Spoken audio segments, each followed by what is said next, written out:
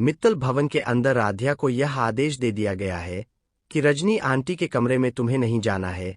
तभी दादी के सख्त फैसले से दादी राधिया को साफ शब्दों में चेतावनी देती है कि आज के बाद तुम रजनी के कमरे के आसपास भी दिखाई नहीं दोगी। अगर तुमने मेरी बात नहीं मानी तुम्हें मित्तल परिवार से बाहर फेंक दूंगी। दादी की आवाज में गुस्सा और नफरत दोनों साफ झलक रही होती है, लेकिन राधिया का दिल यह बात मानने को तैयार नहीं होता, क्योंकि रजनी उसके लिए सिर्फ सास नहीं बल्कि मां जैसी है।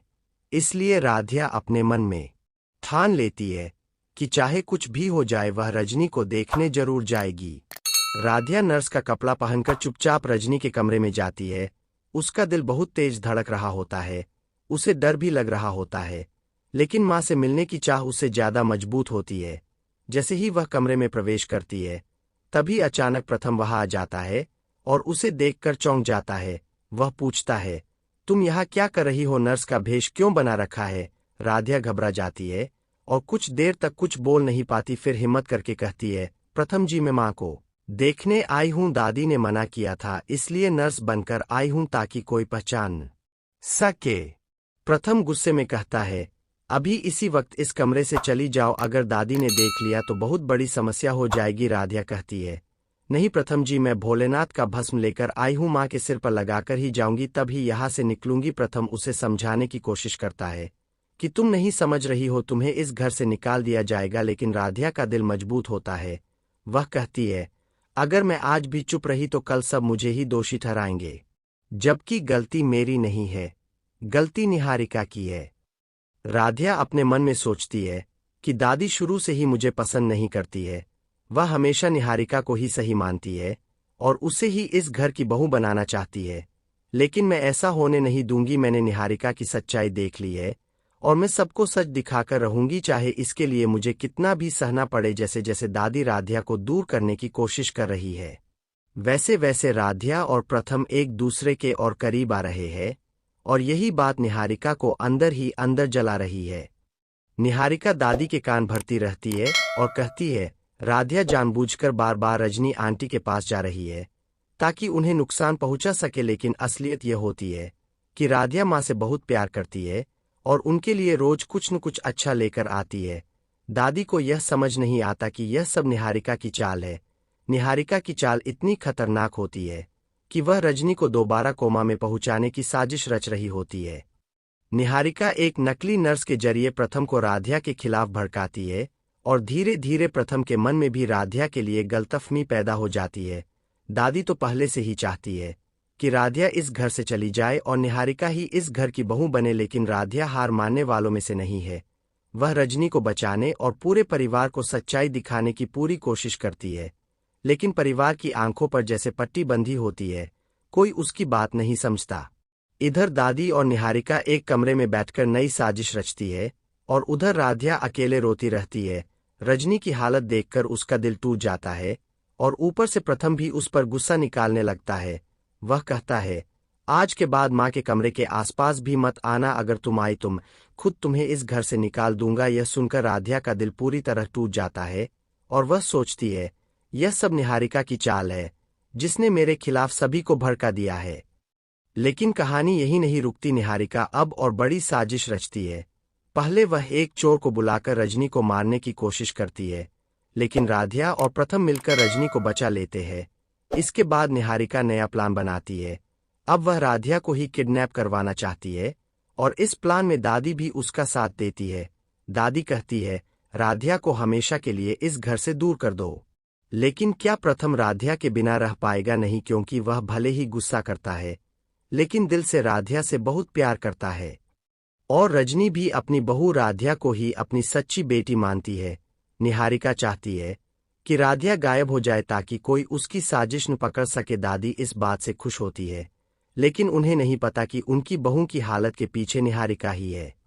अगर एक दिन दादी को यह सच्चाई पता चल गई तो सबसे पहले निहारिका से हिसाब होगा, लेकिन अभी दादी राधिया पर ही शक करती है और उसे मां के कमरे में जाने से रोकती है। दादी चाहती है कि प्रथम की शादी निहारिका से हो, लेकिन राधिया ऐसा कभी नहीं होने देगी, क्योंकि उसे पता है कि अगर वह इस घर से चली गई तो इस घर की खुशियां भी चली जाएंगी।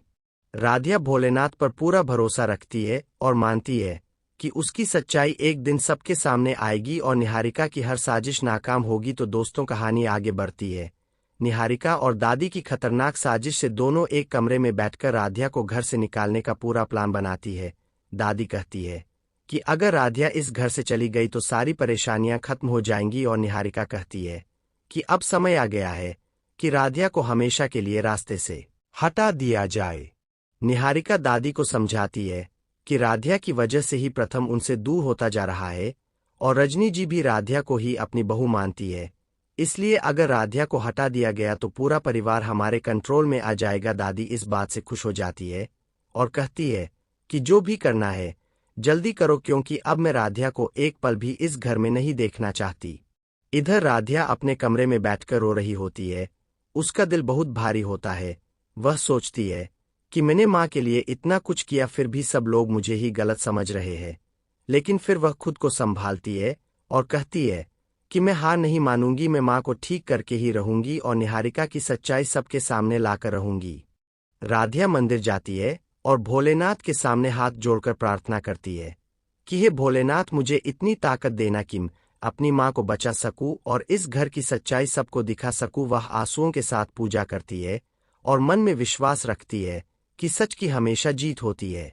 उधर निहारिका अपने आदमी को फोन करती है और कहती है कि आज रात राधिया को रास्ते से हटा देना, उसे डराना है ताकि वह इस घर को छोड़कर भाग जाए। वह आदमी हामी भर देता है और कहता है कि सब कुछ प्लान के हिसाब से होगा। शाम होते ही राधिया रजनी जी के लिए दवा और प्रसाद लेकर उनके कमरे की तरफ जाती है, लेकिन रास्ते में प्रथम उसे रोक लेता है और गुस्से में कहता है, मैंने तुम्हें मना किया था कि माँ के कमरे के पास मत आना, फिर भी तुम क्यों आई? राधिया रोते हुए कहती है कि मैं माँ के लिए दवा लेकर आई हूँ, अगर मैं नहीं जाऊंगी तो कौन जाएगा? प्रथम का दिल पसीज जाता है, लेकिन वह बाहर से सख्त बनता है और कहता है, अगर दादी ने तुम्हें यहाँ देख लिया तो बहुत बड़ा बवाल हो जाएगा, इसलिए अभी वापस चली जाओ। राधिया कहती है, मैं माँ को देखे बिना नहीं जाऊंगी, चाहे मुझे कुछ भी क्यों न सहना पड़े। उसी समय निहारिका दूर से यह सब देख रही होती है और उसके मन में जलन और बढ़ जाती है। वह सोचती है कि राधिया को आज सबक सिखाना ही होगा। रात होते ही निहारिका का आदमी राधिया का पीछा करता है। जब राधिया अकेले मंदिर से लौट रही होती है, तभी रास्ते में उसे डराने की कोशिश की जाती है। राधिया घबरा जाती है और जोर से भोलेनाथ का नाम लेती है। तभी अचानक प्रथम वहां पहुंच जाता है और उस आदमी को पकड़ लेता है। वह आदमी भाग जाता है। प्रथम राधिया से पूछता है, तुम ठीक तो हो ना? राधिया कांपते हुए कहती है, कोई मुझे डराने की कोशिश कर रहा था। प्रथम को शक होता है कि यह सब किसी की साजिश है, लेकिन वह अभी कुछ समझ नहीं पाता। इधर निहारिका गुस्से में आग बबूला हो जाती है और दादी से कहती है कि आज तो राधिया बच गई, लेकिन अगली बार वह नहीं बचेगी। दादी भी कहती है कि अब हमें और सख्त कदम उठाना होगा। रजनी जी को होश आने लगता है। वह आंखें खोलती है और धीमी आवाज में राधिया का नाम लेती है। राधिया दौड़कर उनके पास जाती है और उनका हाथ पकड़ लेती है। वह कहती है, माँ मैं यही हूँ आपके पास, आपको कुछ नहीं होगा। रजनी जी की आंखों से आंसू निकल आते हैं और वह इशारे से बताने की कोशिश करती है कि निहारिका पर भरोसा मत करना, लेकिन राधिया उनकी बात पूरी तरह समझ नहीं पाती। उधर दादी यह देखकर परेशान हो जाती है कि रजनी जी की हालत में थोड़ा सुधार हो रहा है और इसका श्रेय राधिया को मिलने लगता है। इससे निहारिका और दादी दोनों डर जाती है कि अगर रजनी जी पूरी तरह ठीक हो गई तो सारा सच बाहर आ जाएगा। निहारिका मन ही मन कसम खाती है कि अब वह राधिया को इस घर से निकाल कर ही दम लेगी, चाहे उसे कितना भी बड़ा कदम क्यों न उठाना पड़े। इधर राधिया को पहली बार शक होने लगता है कि उसके साथ जो कुछ हो रहा है वह सिर्फ संयोग नहीं बल्कि किसी की गहरी साजिश है। वह सोचती है कि जरूर कोई है जो माँ को भी नुकसान पहुंचाना चाहता है और मुझे भी रास्ते से हटाना चाहता है। राधिया तय करती है कि अब वह चुप नहीं बैठेगी, वह खुद सच्चाई का पता लगाएगी और सबूत इकट्ठा करेगी ताकि पूरे परिवार को दिखा सके कि असली दुश्मन कौन है। कहानी अब एक नए मोड़ पर आ गई है, जहां राधिया और निहारिका आमने सामने होंगी। एक तरफ सच्चाई की ताकत होगी और दूसरी तरफ साजिश की आग। अब देखना यह होगा कि क्या राधिया निहारिका की चाल को समझ पाएगी, क्या दादी को अपनी गलती का एहसास होगा और क्या रजनी जी पूरी तरह ठीक होकर सच्चाई सबके सामने लाएंगी। आगे की कहानी और भी ज्यादा रोमांचक होने वाली है। अगले पार्ट में होगा बड़ा खुलासा और एक नई साजिश।